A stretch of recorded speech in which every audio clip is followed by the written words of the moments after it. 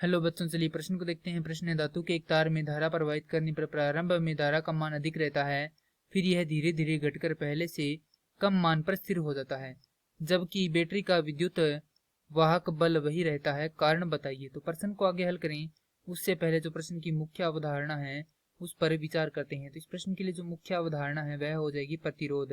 अर्थात हम यहाँ पर यह देखेंगे कि प्रतिरोध क्या होता है।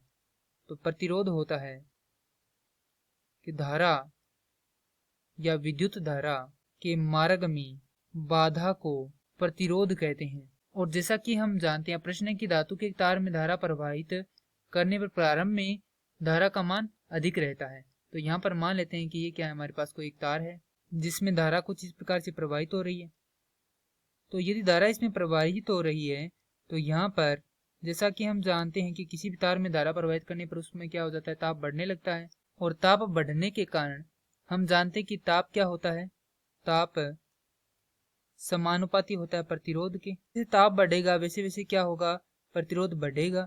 प्रतिरोध यदि बढ़ेगा तो उसके कारण क्या होगा, धारा का मान कम होगा, क्योंकि हम जानते हैं कि धारा व्युत्क्रमानुपाती होती है किसके, प्रतिरोध के।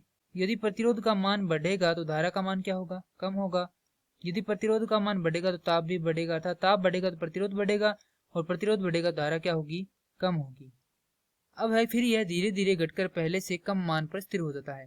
तो यहाँ पर ताप बढ़ने के कारण क्या होता है कि इसमें से जो ऊर्जा है वह किस रूप में निकलती है, उसमें ऊर्जा के रूप में बाहर निकलती है। जिस प्रकार से तो यहाँ पर लिखेंगे ऊर्जा उसमें ऊर्जा में बदल जाती है।